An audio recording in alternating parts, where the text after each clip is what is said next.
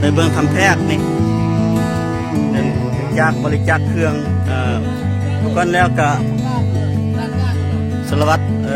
ทางครูอาจารย์เขาก็ได้พากันไปเลาะทำแพทย์การนี่ก็ปีกานี่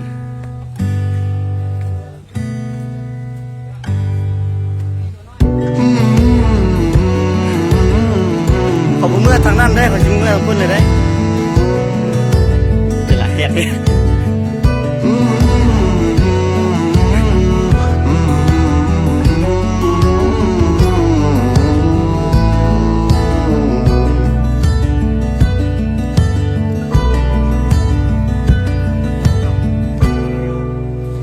ธรรมชาติสัมผัสอากาศ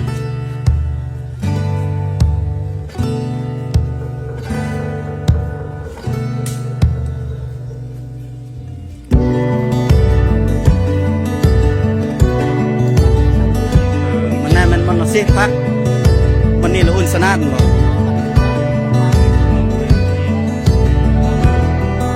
มันนี่อุ่นยากโต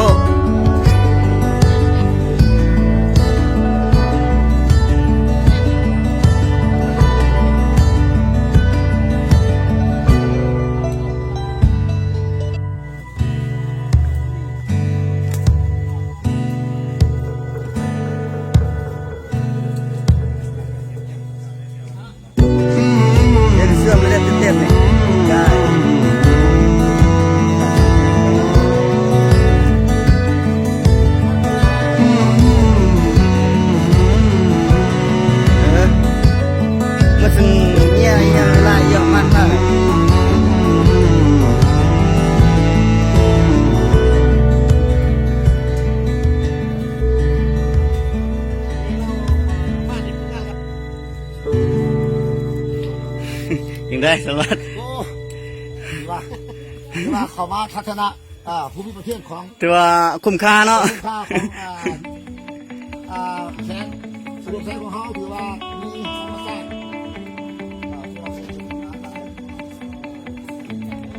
ตัวหน้านี่ตัวหน้าเชียดวันแล้วท่องเที่ยวไม่ว่าเลยเนาะ